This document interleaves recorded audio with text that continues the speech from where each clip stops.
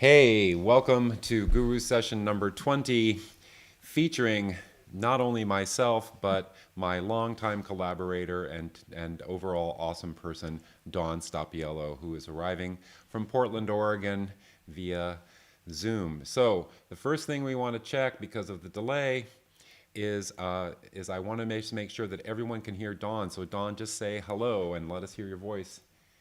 Hello, And everyone. people can tell me in the chat if you're hearing Dawn okay and her volume is good. Can you hear me okay?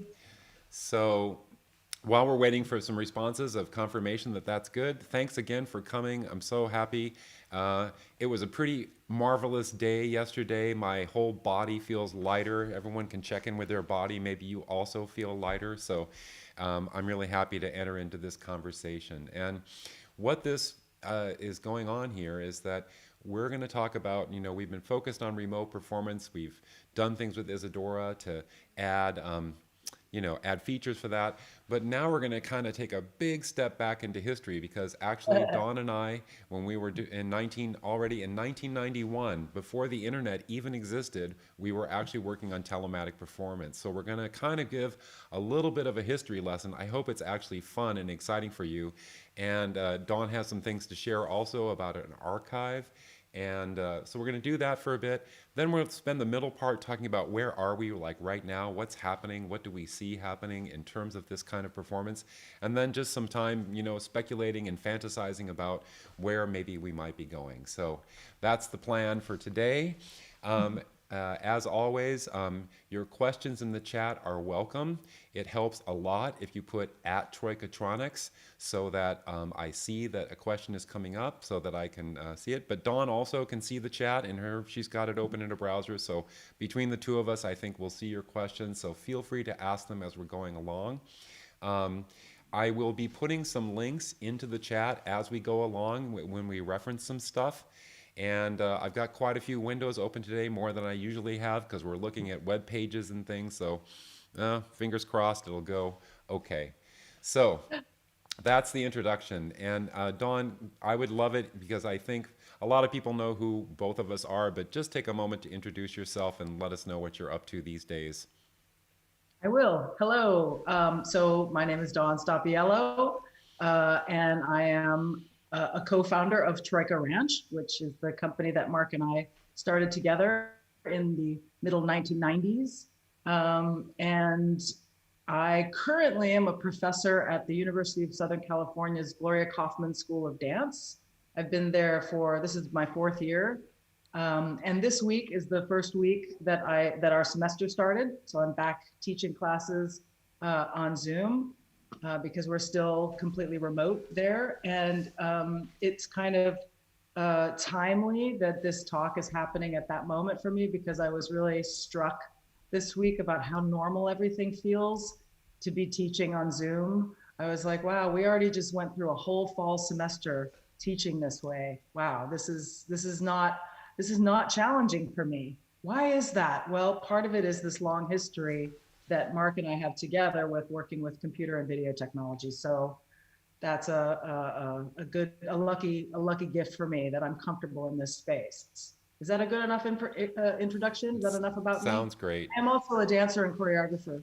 I used to be Yeah, anyway. well, yeah, that's right. We'll see. You're gonna see you're gonna see us some great videos from 30 years ago this year of us doing these things, and I can tell you that you're gonna hear some of my music, which some of you don't even know that I'm a composer, but I composed all the music for Troika Ranch and Dawn dancing, obviously. So you're gonna get a little blast from the past that hopefully will be fun.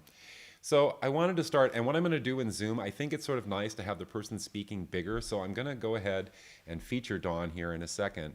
But I just wanted to start with, so we had a conversation a few weeks ago with Jared Mazzacci, who I mispronounced his name last time, but it's like, I got it now, Mazzacci, who we had a conversation about remote performance in his pieces. And Dawn saw that, watched that, and it triggered something for her that I just wanted to open the conversation with because I thought her thoughts about it were really interesting. Do Oops. you want me to just launch in? Yep. So Jared talked about these remote performances being site specific. And I'm in agreement with him on that. And I take it even one step further to say that all performances are site specific, including the ones that happen on traditional stages. Yeah. Because a stage is a site, it has particular characteristics, it has particular conditions under which you need to present your work. Is the proscenium arch perhaps, or there's a seats that are raked, or there's a stage that's raked. There's characteristics that must be considered to make your performance really function well in that space, right? We don't think of theaters as site specific, but I do. And I would encourage you to check that out next time we're allowed to be in a theater together. And so the site of the remote performance, has these other characteristics. Like right now, I'm looking at Zoom and I'm seeing Mark in a square above me, right? So that's a thing. And you can rearrange how that is existing, of course. And then when you look at our background, what the things are in my room versus the things that are in Mark's room. And that's part of the conditions of this space. And also this frame, right? This rectilinear box that we are living inside of. So it just triggered a whole series of thoughts for me about when you're creating performance for a particular site, including the site in the construction of your performance makes for a stronger piece. When you know your site and you can exploit it well, then you've got something strong going on. I think I can stop there. Yeah, but so let me go to side by side. Oh, I got a lot of jockeying to do. Okay, so yeah, but I think that, that's the thing. That's a really good point, because for me, and I said this sort of in Jared's talk, I also gave a talk on Tuesday where some of you might have been there, so hopefully if you won't mind a little bit of repetition, but I was just really talking a lot about that this is a particular place. It is a zone that we work in. It's a site, as Dawn said. And to think about what are the characteristics of this site and what can we do with it, that's kind of what we're here to talk about today. Yeah. And So can I just add one other thing to that, yeah, Mark? sure. Which is that, because I also do all of my classes, I teach in this space as well. So it is my platform for like everything right now. Also my social engagements, it's all here. And we've all experienced, the joys, and we'll talk about this, I'm sure, when we go back 30 years of technical glitches and issues and problems, right? And I've kind of dubbed all of this pandemic aesthetic, because you'll be talking or whatever, and then you'll freeze and you'll glitch a little bit, or the light changes in the room, there's error. But hopefully we can embrace it and use it as in a creative way. It's kind of funny because I can imagine that it will be interesting to have a dance piece in real life when we can do that again, that has actual built-in glitches into the actual choreography that refers to what we've been through with this, right? I'm sure that will happen. All it's right. part of. So with that as an intro, let's take this jump back. And Dawn, maybe you can, I think it's good just to introduce this whole note. It's kind of cool to talk about this archive and what's happening with that. Okay. And I can bring up the page for people to see while you're talking about it. Yeah? Sure. So Troika Ranch isn't currently making work as an entity called Troika Ranch anymore. But we have 30 years of material, both objects, sets and costumes and posters and programs and things like that. But we also have about 500 videotapes. And so I've been in a kind of process for the last couple of years trying to figure out where to store that material. Some of it's not useful, but there's a lot of gems in there that might be useful historically. And so USC, which is where I teach, has an archival process going right now. They have the archive for Bella Lewitsky, who was a choreographer in Los Angeles that I worked with in the early 90s. And they also received a whole bunch of tapes from the Dance Heritage. I can't remember the name of the organization exactly, but they're starting to now collect video from artists, particularly artists that were working in Los Angeles at some point. And since our Troika Ranch began actually in Los Angeles, they were open to me giving some of our material to them, to their archive. So they're beginning this process. We're still at the very beginning of kind of documenting through language what's on each clip. But it's started, and so that's very exciting for me, that there's a place that you can go look at stuff. Well, and I'm now, Dawn, they can't see us anymore. They can only hear our voices, but here is that web page. I've just put the link to that into the chat so that you can all have it, and we will make sure it's also in the comments for this after the recording is finished. But you can see here, I've already searched for Troika Ranch. I mean, there's much more than Troika Ranch on this archive, so you're welcome to, of course, look at all of that too. But this is really like Troika Ranch uncut, because there are some raw rehearsal videos, like us working on stuff in the studio. It's really unedited. I think most of this was just really uploaded. And so I have, you know, it'll be, I don't even know some of what's on there. But just for an example, one thing that's sort of interesting is, here's a video. I didn't actually look at this one before, but this is Dawn working on our piece In Plane, the piece that we premiered in 1994 or 96, depends on what you consider the premiere. And if I click on that, oops, I'm now clicking on OBS as if I could actually click on that window. Hold on. Here. This is part of pandemic aesthetic. Yeah. Too many windows. So if I click on that, let's see if we can just see a little bit of it.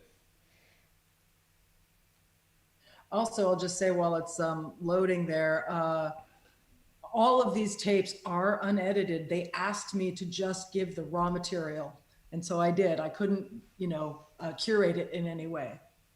So I'll just jump somewhere into the middle.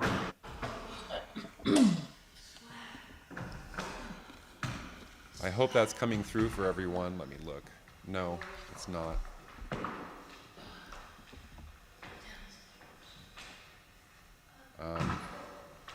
Hang on, let me do this a different way. Here, just do it in Zoom. Dawn, do you see that now? Yep, I do. Okay. Oh my gosh. April 24th, 1994. So here is Dawn, you know, without any actual technology on, just working on the actual choreography for the piece. I'll just jump a little bit later. We won't spend a lot of time here. But, so there we are. May, now we're in May. And now you can hear the music in the background being played.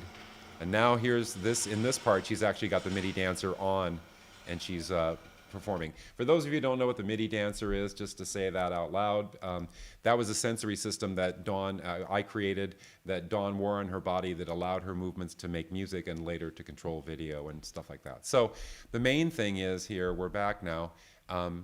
Wait, we're not back because, oh, they didn't see that. Oh, because I didn't do OBS right. Oh goodness. I'm sorry, everyone. This is a little bit of a crazy setup I've got here. Let me just do it again. Sorry. Here. Okay. You need a co-pilot. I do I think for this one I actually do. I'm sorry. Let me just play a little bit more of that. Here's the last part with Dawn. Yeah.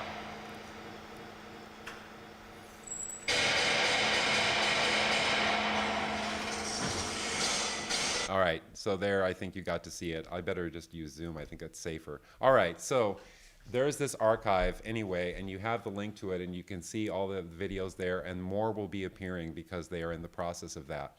So, but one of the videos, and this is where we can now get into this, one of the videos that's on there is the place we want to start, which was us working at the Electronic Cafe with two really two artists that should have a much bigger reputation than I think they do sometimes, which is Kit Galloway and Sherry Rabinowitz. And Dawn, maybe you can just talk a little bit about what was going on at the Electronic Cafe and what they were doing there while I prepare the materials. Sure. So Kit and Sherry had this space called the Electronic Cafe International. It was in the 18th Street Art Complex in Santa Monica. The building is still there. They are no longer in residence there. It's right next door to Highways Performance Space, for those of you who know Los Angeles. And they were doing, they were sort of working on telepresence, like connecting people in remote locations and having performances or engagements, I'll call them, As early as 1979, they were doing this, and 1980, which we'll talk about. I don't know if you want me to talk about their most important work, really, Yeah, which was please called Hole do. in Space. Please do. Yeah, they did a piece called Hole in Space. And so this is before the internet. Okay, the internet is available maybe to super nerds and academics and scientists, but it's not available to the greater public yet. So they did a piece in 1980 called Hole in Space, where they connected a street in New York and a street in Los Angeles via a video connection that I believe had to go like up to space and back. I That's think they right. were They had to collaborating. get a satellite from NASA because this was 1981. This is way before anything that, like, the internet wasn't even a concept yet. So the only way to transfer that kind of signal from one city to another was to get their hands on a satellite, which they did through NASA, the space organization. And the beautiful thing about it was they didn't even announce it. They just sort of launched this live video stream connection. So there was a camera and a projection on a street in New York, and a camera and a projection on a street in Los Angeles. And the New Yorkers could see the Los Angelinos, and the Angelinos could see the New Yorkers. And they didn't announce it. They just let people happen upon this situation. And and once they started understanding what was going on, they started then having real conversation and then calling their friends and getting more people to come. And it was really just a big giant phone call in a way through two communities on the street in New York and LA. And this was extraordinary. And it lasted, I think, for 3 days, and then they took it down. Right. So let me jump then to when we actually got to work with them. And this was because we had just graduated from school in Los Angeles, and we heard about the place and we stopped in, and somehow we just hit it off with them, and they invited us to do something. We did something that had nothing to do with telepresence or technology particularly. We did a dance, and then they invited us to sort of make a collaboration with them. So, and that's where we want to really look at today, and we're already, goodness, we're already 21 minutes in, but that, because we learned a lot through that collaboration. I said the other day in this talk, but I'll repeat this too. Dawn and I had come out of the conservatory and we graduated in 1989. It was still kind of the thing that, like, you are a composer, you write music and you give the paper to someone and they play it, or you make a dance and you tell the dancers and it's going to be done exactly like this. There was very little sense of improvisation, and we were very invested in that kind of composing or creating. And Kit and Sherry kept telling us, and we really had a kind of a friction with them about this, that it's not like that. It can't be like that if you're going to do this stuff with telepresence, right? And so what we learned from them, and it took a while because we were resistant, but if you look at Hole in Space, what they kept saying was, it's a conversation. It's like being on the telephone. The person on the other end might say, I love you, or they might say, I hate you. You don't know what's going to happen next. And if you don't have that, there is no point in doing this. And that is the super wise lesson that I want to share from Kit and Sherry, that we eventually really came to understand how right they were about this. And that speaks directly to what's going on with performances that are happening now in the pandemic using Zoom. Because to me, to create a performance that is completely set like that, of course, there's always some level of improvisation. But if it's not somehow a conversation, then something is missing, right? So that's what we were really learning from them. And just for your own amusement, to let you see how we did the first piece there, this time I'm just going to play it safe and bring the window to the other here. So, whoops. So if I bring over, I have to find this window, 1 second. So the way in which they did these performances originally was on this video phone. Now let me check that you can see this. No, you can't see that. Yes, you can see it. All right, so this is the Panasonic WGR2 video phone. This worked on a standard telephone line. There was a video monitor and a camera, as you can see, and it worked kind of like a fax machine. You would hit a button and it would scan. You would see the lines go boo like this, and it would take 5 seconds to create a picture. Because once they had this glorious moment with the satellite, but this was the only way at that moment to be able to send video like that from one place to the other in a way that normal people could afford, right? But nevertheless, using this very simple tool, they did uh, all kinds of amazing gatherings and things. One of the things they did every year was the New Year's Eve celebration, where they would have a site. They probably had 12 of them in different locations around the world. They all had these video phones, and they were all sharing New Year's Eve together in this way. And so it really was, in so many ways, the bad old days, in that it was so it was really hard to make this stuff happen, but they were so dedicated and they believed in it so much. And so I think it's really a good idea to, if you're, especially for students, if you want to look back at where this all started, it's good to look at Kit and Sherry and see what they did. But that's how we did the first piece too.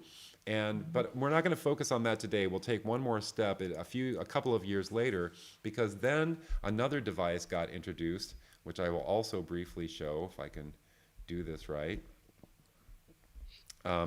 This device, this is called the PictureTel. This was a way of actually sending much higher quality, real moving video, and it was done with an ISDN line. So that was it was kind of like a high bandwidth telephone line, and it was, you actually called, you dialed a number, and you connect this device with one on the other end, and then you could send video.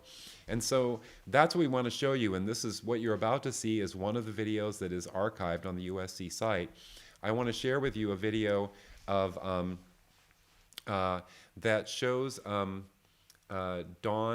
and a dear friend of ours and collaborator at the time, Iland Egland, now Iland Egland Mazzini, trying to figure out how to choreograph when Dawn is in Los Angeles and Ilan is in New York, right, Dawn? Is that right? Yep, that's okay. Correct. So I'm now gonna go over here, and I will go to.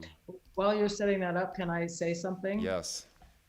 Something, because we weren't in a pandemic in the 1990s, we were all still gathering together in groups, live groups of people. And one of the kind of conditions at the Electronic Cafe was that there was a live audience in every site, as well as a telepresence coming from another site, right? So in the celebration, it was a perfect example. There would be a community of people in Sao Paulo, Brazil, let's say, and they would all be celebrating New Year's Eve, but they would also be streaming to the rest of the sites, right? So it was both live and, well, it was all live, but there was flash, and then there was also video at every site. So before we continue, our friend from Australia has the question, Dawn Stoppiello, early telematic performance pioneers opened up interesting spaces for creative communication, like Company in Space. But what do we call this type of performance now? What are you calling it? Well, yeah, that's great. And Company in Space, yes, they were doing fantastic stuff. I guess, I mean, the sort of not very sexy way to call it was remote performance. Yeah. I don't know that there's a better term for it. I'd be up to like hear that. Telematics was a word for a while. Telepresence, teleperformance, tele, because it was so connected, I think, to telephones at that time. Mm-hmm. Remote performance is kind of utilitarian, but it's kind of what I'm calling it, I guess.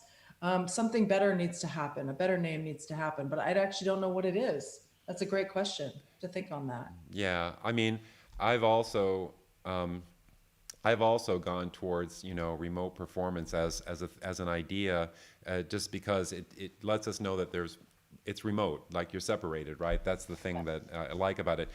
I know for one, Kit and Sherry hated telepresence. They really didn't like that term. They didn't think it was a good term for that. Yes, and telematic. Dr. Polar there is saying telematic performance as well. That would and I don't even know what they actually called these things. I don't remember if they had a thing that they really preferred, but yeah.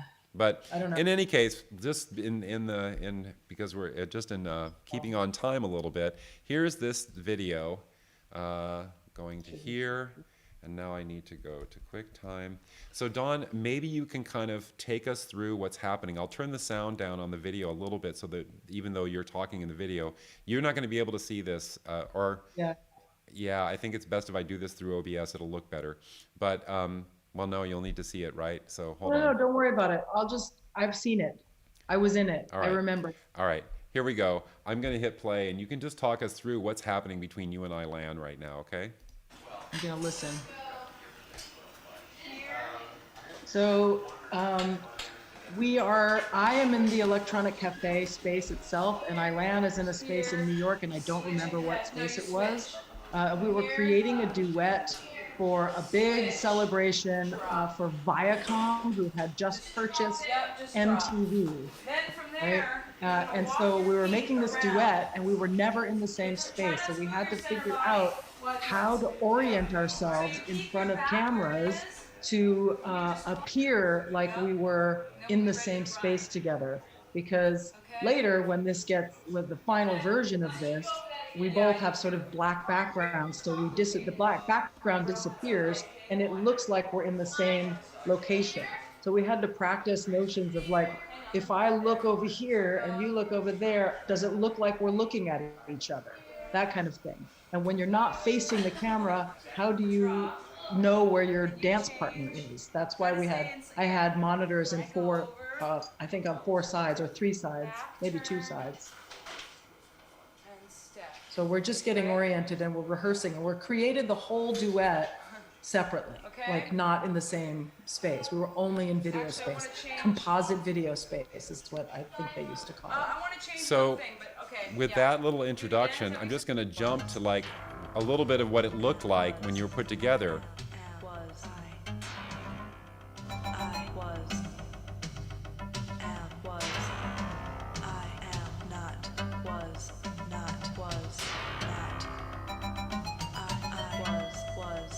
So it's really simple.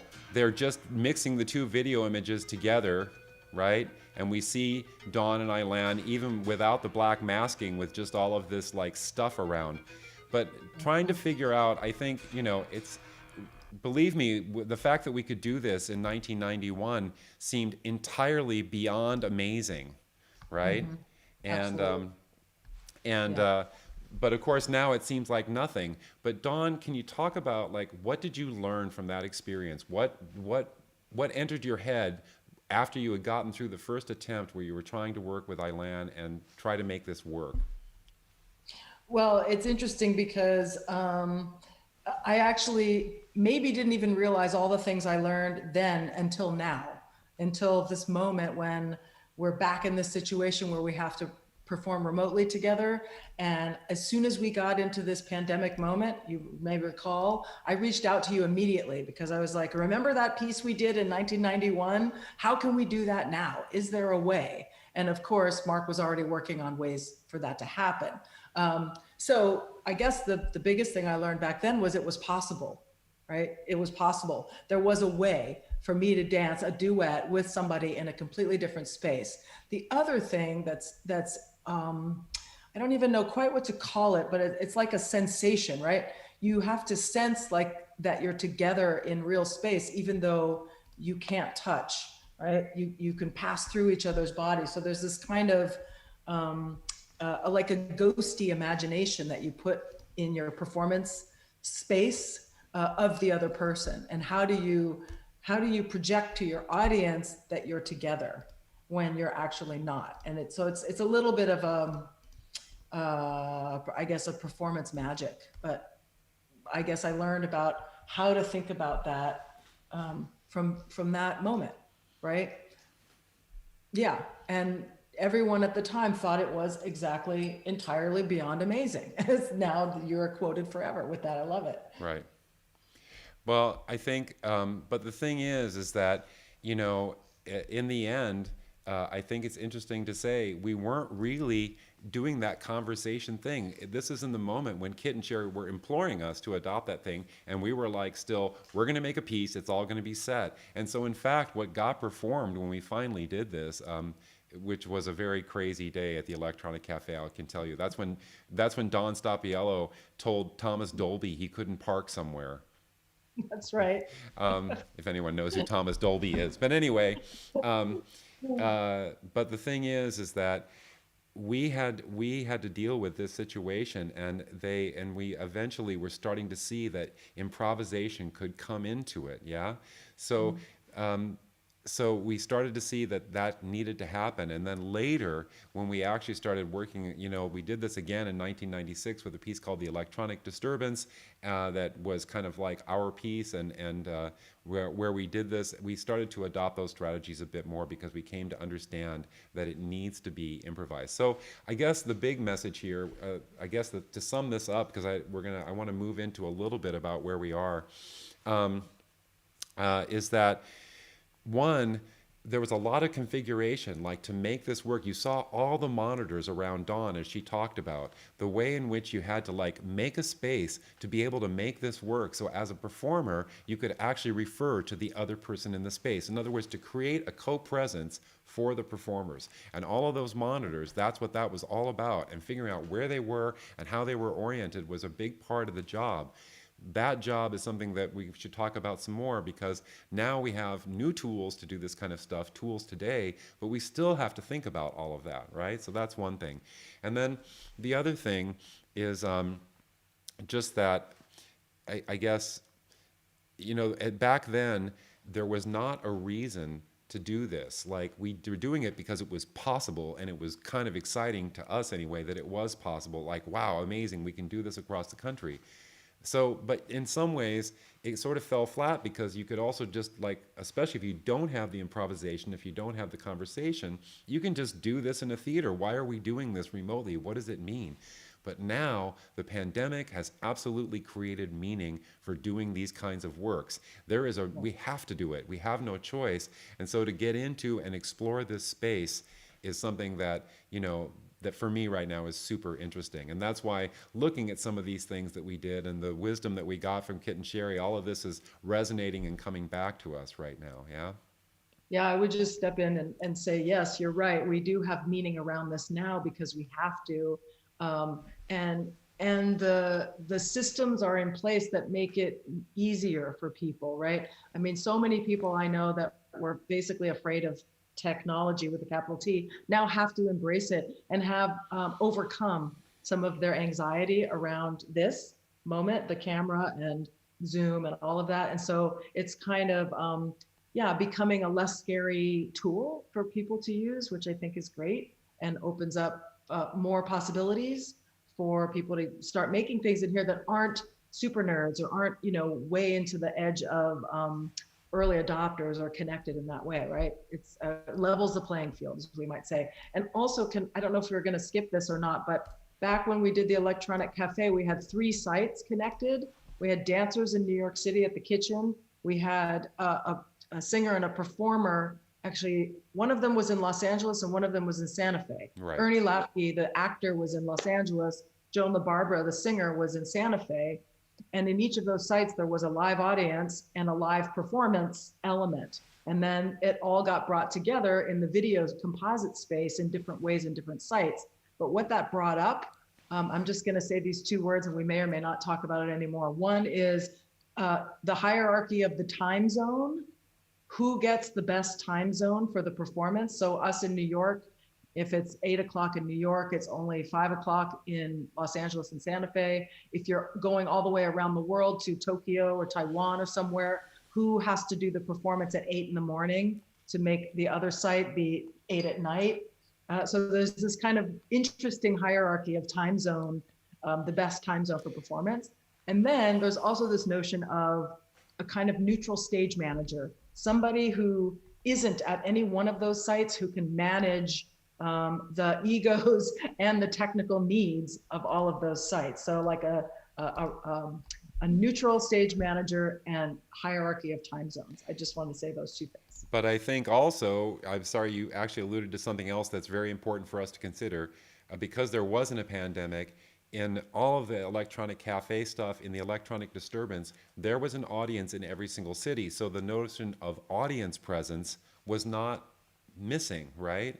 But when you're doing remote performances now, it is often the case that the audience is only at home. And this is another thing that I think, as I look back on Kit and Sherry's work, that was so wise of them. There were always people in the other spaces. There was always a gathering. And they would always have an exchange after the show was over, so the audience members could ask questions or meet each other or say hello or stuff like that. And that added to that improvisatory, conversational nature of those things, right? So all of those things that they were doing were really great. So that's some stuff for us to take into as we sort of change now to think about a little bit about where we are. Now, there's a question here I don't want to forget, but I don't want to do it yet. I'll just read it, Dawn, so that we both have it from Valencia. Troika Ranch, what are your thoughts on live performance in immersive web space virtual environments? I think we're going to get to that when we think a little bit about the future. Valencia, if we don't answer your question, please ask again. And then Bomed had one more. The spatial syntax of remote performance might be well enhanced through tech like LiDAR scanners and 3D simulated spaces. Let's come back to that question too, because I think these are things that I would sort of talk about as where the future might go and what we can do, right? So again, if we get towards the end of our hour, I think it'll go a little more than an hour, but as we get towards the end here, come back to those questions, all right? So maybe just to have time to make sure that we can talk about the future, Dawn, but like, what have you seen now? What have you seen that's interesting, and what's on your mind now in terms of what's going on now with people trying to show their performances online?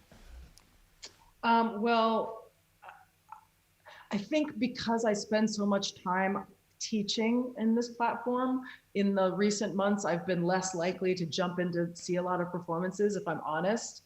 And most of the things that I have seen and most of the things like that my university put out there have been recorded. And I think that's partly because there's anxiety around the technical demands of the live moment, right? There's anxiety about how stable your internet connection is, that kind of stuff. I threw out all kinds of exciting ideas about live performances that we all just do live in the moment. But there was anxiety about just the technological setup, like what you're having to do right now, just going between windows and all that kind of stuff. But more and more software is becoming available to make that easier and to do more exciting things in it. We still have the issue of bandwidth for people, right? We don't know what anybody's home internet connection is like. And until that's a kind of unified thing out there that's offered like a utility and is managed at, I don't know what, but we're always going to have that issue. So that's challenging. Yes, and I think 2 points. Somebody just said, biggest problem with display performance through the pandemic, people work with Zoom the whole day and a lot of them don't want to look at a display in the evening. Theater Obva, I don't know how to say that, but said that. That's absolutely right. And, Dawn and I were reflecting on our days in Los Angeles. Los Angeles is so big, everybody's been in their cars all day. And if you did a performance in Santa Monica, the people who lived like near to downtown or past that way, they weren't coming because that was going to mean getting in their car again. I mean, these problems exist in different spheres, right? But this is a really good point. That's a question, how do we transform this into something that goes beyond that? And I think it's also a question, what device are they looking at it on? Is it a projector that fills the whole wall, or is it their phone this big? I think that those two formats change your experience completely. I remember David Lynch said in one thing, you can find this clip on a web, he's being interviewed about something about cinema and phones and stuff like that. And he just looks right at the camera and he says, and forgive my language, but I'll repeat what he says. He said, your iPhone is not a fucking movie theater, right? And it's true, because what that gives you in terms of scale is completely different than if you had a projection or something like that. So, but I also, I think that, and also the thing about the time zone came up again. But anyway, tyranny of the time zone, so good. I've seen a few things that I think are good, and the things that for me, that one of the things that was most impressive, I think I spoke about it in the last session when we talked about this with Jared, but was this piece where it was just two audience members, no video. We had a script to read, and there were blank spaces in it we had to fill in. So we were together, the two people who had never met, not being able to see each other's face, and doing this little play with these gaps in it that we had to fill in. I felt like I got to meet this person. I felt like I even got to know them a little bit. We actually performed together. There were 3 scenes that had titles and incidental music, and the form allowed us to be together in the space. And for me, that was one of the most exciting moments, because the other side of we talked about performers' co-presence, but co-presence for the audience. That's something else that I think, and this is where bandwidth comes up. But the other thing, Dawn, about bandwidth, I told you this, I was in a think tank where there was about 20 people or 25 or something, but about a little more than 50% or 60, 70% of the people were from India.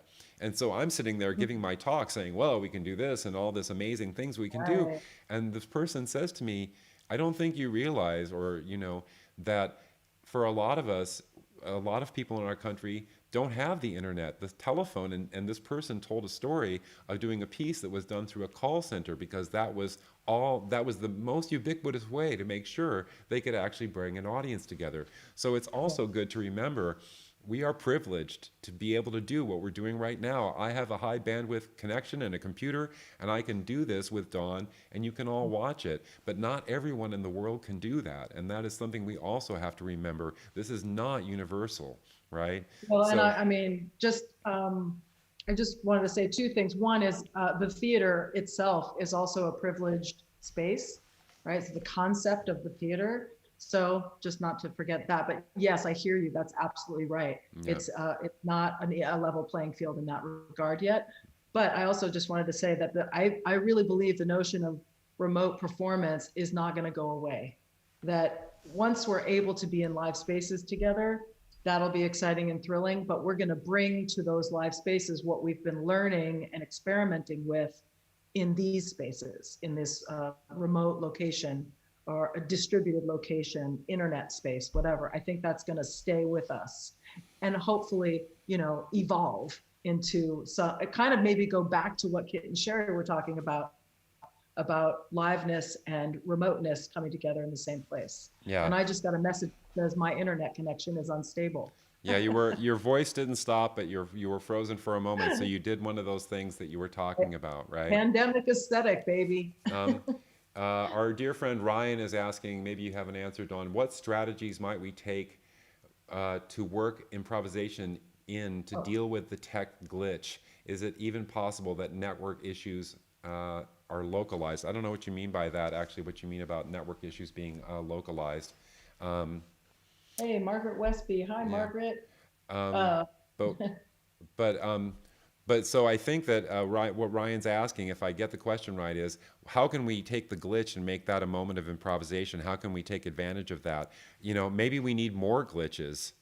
Well, okay, I'm teaching a course this semester. It's one of my dance and new media courses, but I can change sort of the focus of it each semester if I want. And this semester I'm calling it Grooving in the Glitch. And we will intentionally respond to these glitch moments and these mistake moments, because I'm trying to teach people through Zoom how to use Isadora and how to use Zoom virtual backgrounds and how to use the virtual web camera and all this stuff when I can't be in the same room with them even. So there's an extraordinary amount of patience that has to happen, and there's an extraordinary amount of understanding what each student's conditions are like. And I'm trying to get them to embrace the notion of error as an artistic launch, right? And am I frozen again? No, you're good. You're good. Oh, okay. No, you were just very still. Okay. Yeah. So I'm trying to embrace the error, which I think, has always been a sort of Troika Ranch pin.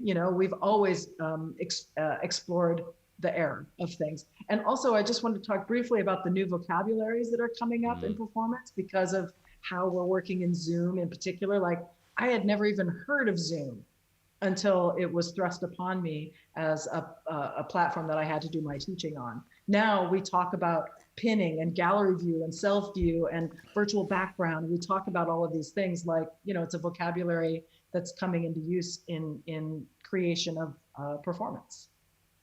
Yep. And I don't, it didn't answer the question maybe, did I? I No, don't I know. think you did. Uh, Okay. he said, "LOL, love that." So I guess somebody Okay, said good. something good. Um, but in terms of, I just think that like there's so much to be considered. And what I've not seen a lot of, like, again, I said this last time. It's not television. It's not theater. It's something else, right? Now, just for instance, if I start having my Zoom conversation with Dawn, Dawn, can you turn your chair? Yeah. So No, now, right, we've created a situation where we're talking to each other. But what if I go like this and now it's like I'm way back in the space? Like now the sense of scale has changed, right? These are things, we are so used to this head. I was doing an experiment the other day where I don't know if I can do this. Can you just see like part of my face? go back a little further. Yeah. So Yeah, even more. Yeah. yeah, so like now it's like this is not what you get to see on Zoom normally. This is like how you're starting to break down this form. I mean, it's a simple, it's not Yeah. it's not really profound necessarily, but you're acknowledging the fact there is a frame and that you have to deal with the frame and like what can you do in the frame? Not to mention thinking about there set designers are a really important part of the theater. Costume designers are a really important part of the theater. How do Mhm. you see both of where we are. These are our homes, right? And that's interesting too because it's a very intimate thing. You're sort of in Dawn's home and everybody has been in each other's home all the time, like through Oh, Zoom. yeah. That's a different little experience. But Yeah. like to think about how can we design these spaces, what if like there are video projections in the space with me and that's being picked up by the camera too? What if there's Yeah. a video projection of Dawn? I mean, I actually forgot a link I wanted to give everyone and this gives me a chance to do it. Let me find my document. Um, there is another clip that you can take a look at on that USC archive. It's for a piece we called an adjacent disclosure. This was actually also at the Electronic Cafe. It was supposed to be with an audience, and then something, I don't know what happened, but somehow it couldn't be done. We actually only ever just did it as a kind of proof of concept. We created the whole piece, but it never got shown to an audience properly. So we did this in the piece that I just gave you the link to, but in that you'll see the quality of the video is not the best, but there are stuff where because they are in two separate spaces, the two performers, and we're taking video of one performer's body and projecting it onto the body of Dawn, and right, isn't that right, Dawn? That's And part of so and so we were trying to play with how do we take that presence from the other person and inject it into the space we were in? How do you break down? How do you destroy that grid? That's actually the question for me. In my presentation I gave on Tuesday, I should have actually prepared this to show you, but you can imagine, I was taking 4 videos using Isadora's screen capture actor and pulling them out and putting them onto some 3D planes that were arranged like this. Like imagine that they're just like 4 walls, but with some gaps between it. And I had this rotating. So you could do that so that you could put performers on it. But what I was thinking was, what if I was a performer and I'm in my room here, and if I happen to have 4 projectors or 4 monitors, and I wasn't seeing any other performers, I'm simply seeing the face of the 4 audience members who are allowed to watch this work. Now, when I'm performing, I'm seeing them like I might see them in the theater, probably even better, because if the lighting would blind me normally, see their faces. I'm kind of with them. And what if all those people could see each other? Like, what if you could look right? I'm starting to go into the future now, but if you could look right and see that other audience member and have that sense that you were there together, this fatigue that was brought up earlier, the fatigue of being on Zoom, part of it is we're always in this grid. And I think that, like, I was thinking the other day, what if Zoom had a feature where it was like a circle of videos and you could like spin it and have a different perspective? This would actually refresh our experience of being in this space, right? Sorry, I went on for a while there, Dawn, but Well, I just want to say, because I talk about this in my classes all the time about the frame and about the seduction of the camera, right? The camera is an eyeball that makes you want to look at it. Like you can't, the natural way is to be facing it, right? But I'm always talking to the students about when you're making choreography for a stage, you're not always just facing front. right? You're turning around and you're moving it. But the problem is when you can't see what the camera is seeing, because now I'm facing over here, I don't know what the camera is seeing anymore unless I've built in that kind of imaginative space in my head. So I actually, Mark, just thought about, remember the camera you used to have, you wore in The Chemical Wedding of Christian Rosenkreutz, which was a wireless little camera that you wore like on a boom, which probably there's a picture of it on our website. And no matter where you went, your face was always facing the camera, which is another kind of way of freeing you from the space, even though your face is always in it. But yeah, these notions of, and this goes back to error. I think we've been timid or afraid to use this frame more boldly. Yeah, getting away from looking at the camera all the time. Anyway, I won't go No, on. I think, but you know, and Dr. Polar asks, is it a matter for performing using the language of the lens of cinematography? Absolutely. You have no choice. There is a camera. You have to think about film grammar and you know what that means, and dealing with the fact that there's that cone coming out of the lens of the camera that is focusing the view. But one of the things let's sort of move into the future a little bit, because we're sort of at 5 to 6 here, and let's see where we go.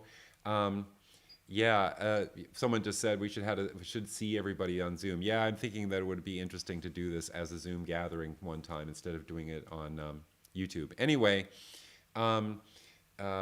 like, okay, so Isadora, I gave a demonstration again on Tuesday of looking in a 360-degree movie, and you were able to look wherever you wanted. So I thought, well, we can send that video over Zoom, right? So what if we had a camera that is a 360-degree camera that can do live? I'm sure that exists, right?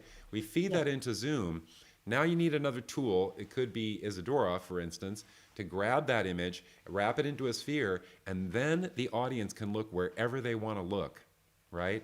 So Dawn said this thing, which I will just repeat because it was in our notes too, is that, you know, to say it in the quote that we wrote there, the dance is also in the viewer's eyes. The last moment of choreography is where I am turning my head and where am I putting my eyes. That is actually choreography. And even in a non-dance piece, in a theater piece, that also happens. To give that choice to the audience of where to look, that to me would be an interesting place to open something up, to allow something to happen that's a little bit different than what we've been experiencing here. And that one, I think we could do tomorrow. I actually really want to try this and investigate a 360-degree live camera to see if we could make this happen and how this would work, right? Well, and I'm also always trying to think about what's the like down and dirty cheap hack. How, you know, how could you do it if you didn't have a 360-degree camera? Or I choreographed a duet based on the duet that we made, that Ilan and I made with you with Electronic Cafe. I made a duet with 2 students over the summer. One was in Taiwan and one was in Los Angeles, and I was here in Portland. And I asked them if they could put a mirror in their room, just so that when they were facing away from the camera, they had a mirror that they could look into to see what was on their laptop.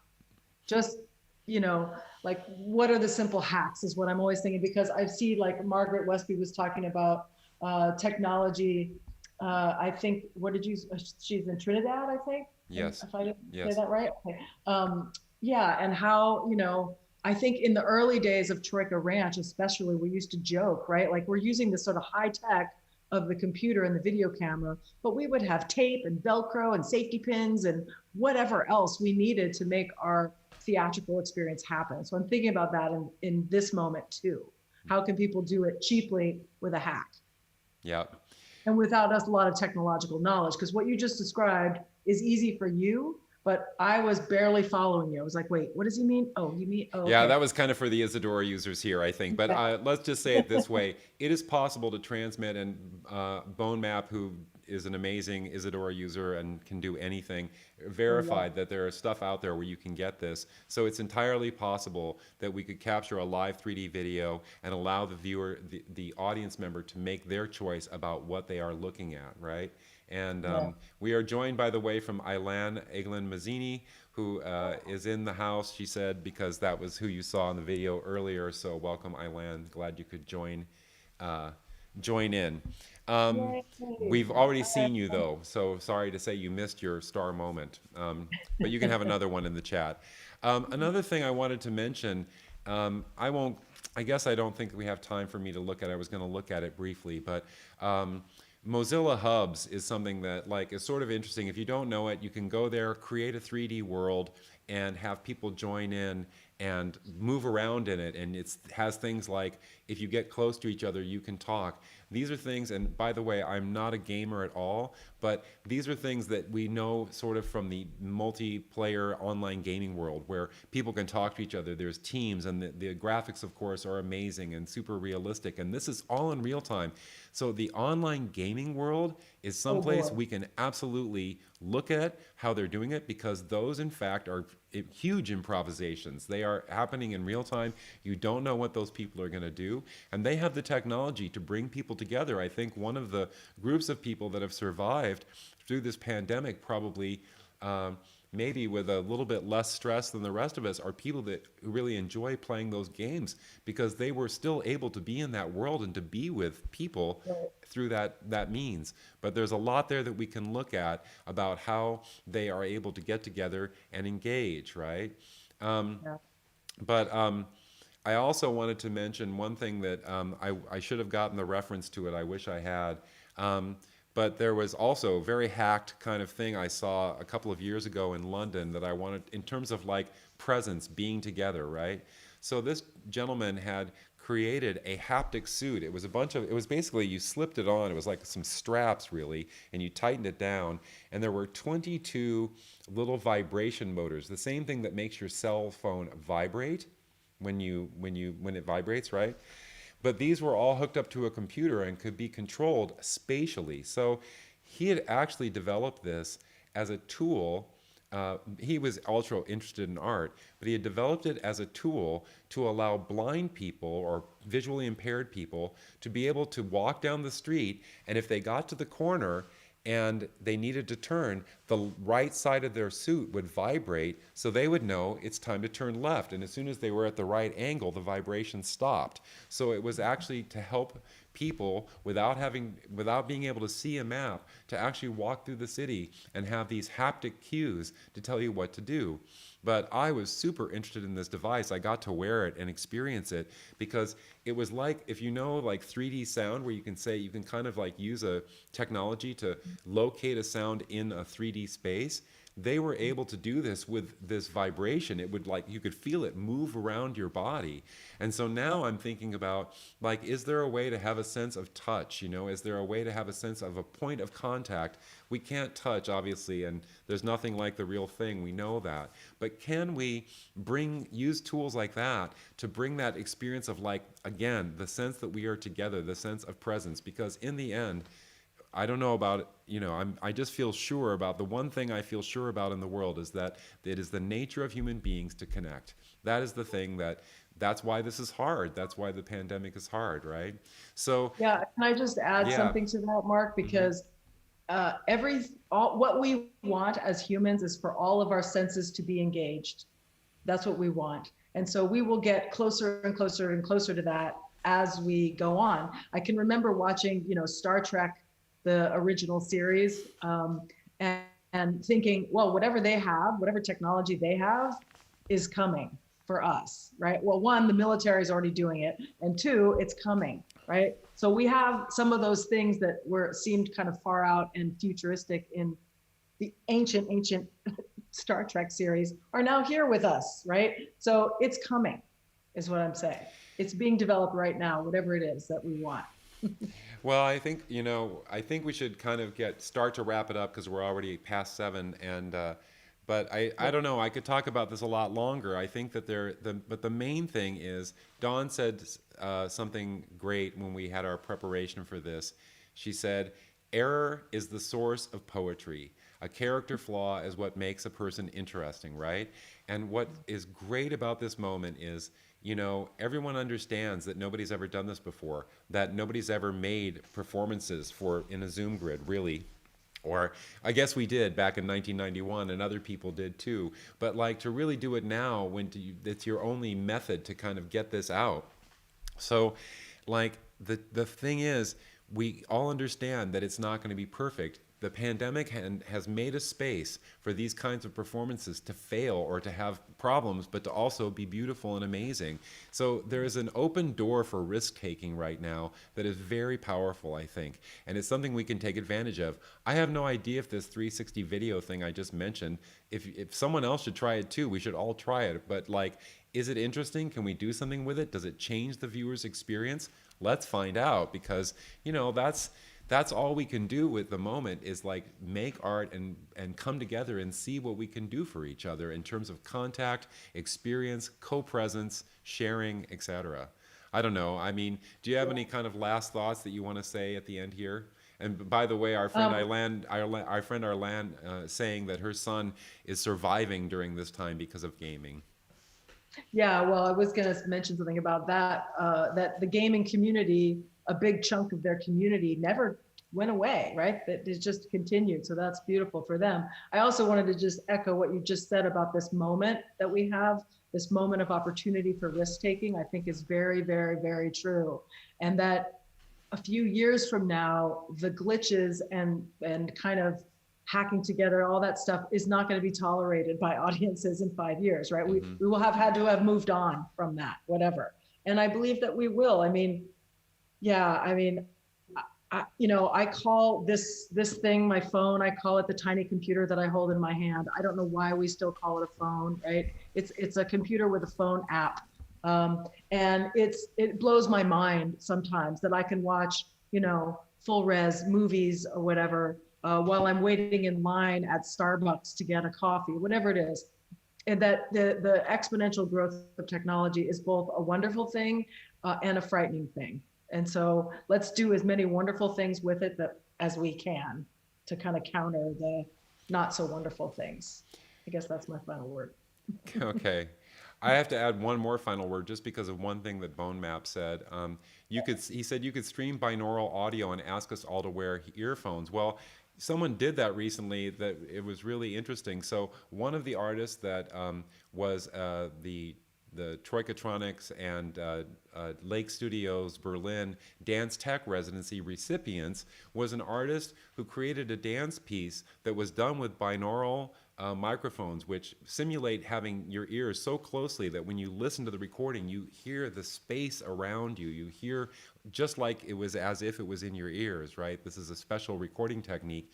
And they had the dancer perform the dance, and there was no video. The dance was the sound of the dancer dancing, and this spatialized sound, acknowledging that we can't be together, acknowledging that we can't see each other. That was actually, it's good that you brought it up, because that was a piece I should have mentioned, because I thought the idea of it, to say, we can't be together. Here's the sound of what it is to hear someone dancing. Just to listen, to be in that environment, was a very, very beautiful idea, I thought.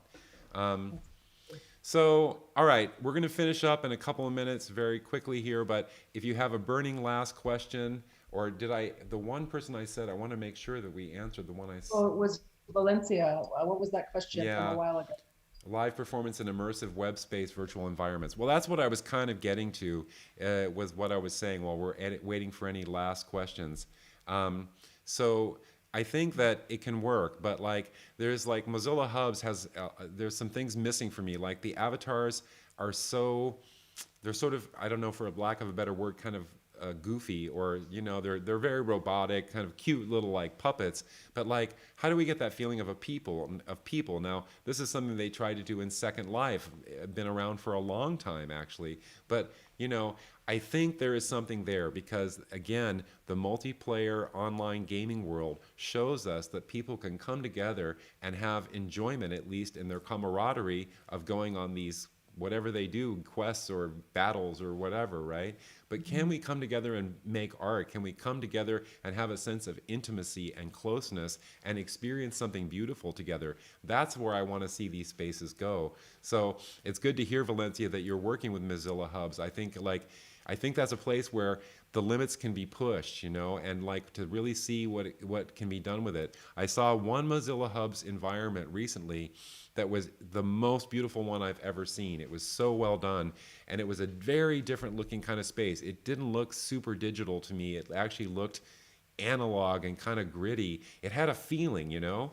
And that to me took it one step further towards what it needs to be, instead of like, it's just so easy with all this technology stuff. It's easy to have the default, but to really go further, it takes a lot. I mean, this is, I guess, you know, if Dawn and I had a talent, I don't know if I'm not going to say we were talented, but if we had a talent, it was about never giving up on something. We've just dug in and kept trying and kept trying and kept trying. That's And why we innovated in some things that we did. and also breaking things and misusing things. I talk about that to students also, because the default, just clicking a button to have an effect or whatever happened, doesn't give you any real sense of accomplishment of having discovered it, right? You didn't discover it, it's just there for you. So I think our sense of pushing and of misusing. I always think of Stana Basilka, who's a video artist and friend of ours, who, you know, when Woody and Stana first got the first Portapack, Sony Portapack, whatever it was, the first portable camera that they got, they strapped it to the underneath of their car and drove around the desert in New Mexico. That was not what people intended for the video camera to do, but they got all this extraordinary video because they just were not afraid to break things, to misuse them. So Yeah. I really encourage that kind of practice here. Yeah. And I think it's happening. You know? So we should, if there's any encouragement from us, go out, get Make a crazy mess. deep into something, and then break it, and then see what Yeah. comes out of it, because that's when you're actually going to find something. I think Sammy has posed a really good question for us to end on. And I think but Annie also made a point about without VR glasses. I think I've never experienced Mozilla Hubs without VR glasses. I would like to try it that way, because I think the spatial thing is important, to be able just to look where you want. But to finish with Sammy's question, how do you two feel about getting to this remote performance topic after 30 years, being the pioneers doing this kind of work? Emotionally, how are you feeling? Yeah. I have a huge smile on my face. I'm just so excited to connect back into that time, because it really was Kit and Sherry, which is where we started this talk, who were the pioneers in that moment. We just happened upon them, and so got to do these works and experience what they were exploring through their, you know, super connected, what did they used to call it, the super highway, I forget. Yeah. Yeah, so I'm enjoying this bridge from the past to the present, which is 30 years long, but is sort of like not any. No time went by, because here we are doing it. Yeah, I'll just say I echo everything you just said, and I'll just add, anytime that a new technology appears that I need to figure out aesthetically, I am super jazzed. That is fun for me. I want to know, I really want to understand what this is. And I'm going to make something before this is over. I mean, it just may be one thing, but I'm going to make something where I try to do my best to see how I can bend this somehow. Ilan says she feels old. I know, and so do I, Alan. I hear you. Yeah. All right. I Oh, hope that was interesting for you all. And Dawn, thank you so much for joining us. The last thing I'll say is this is actually the first of something else. It won't be on Troikatronix's site, but Dawn and I, and kind of like trying to put our archive together, are going to every couple of months have a Zoom broadcast or some kind of a broadcast from the Troika Ranch site, where we dig into one part of Troika Ranch's history and kind of document that just through a conversation and showing some clips.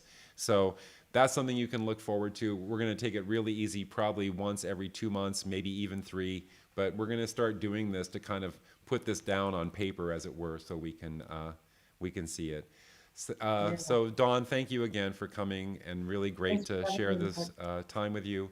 Thanks to Yeah. everyone who showed up to watch. We really appreciate it. And we will be letting you know when the next Guru session is. That will be some kind of deep dive into Isadora. I don't know what the topic is. Write us on the forum. Tell us what you want us to do. That's super helpful. And so thanks a lot, and looking forward to seeing you the next time. Bye-bye for now. I'll leave the chat open for a few minutes so everybody can say goodbye. Good night. Bye, everyone. Thank you.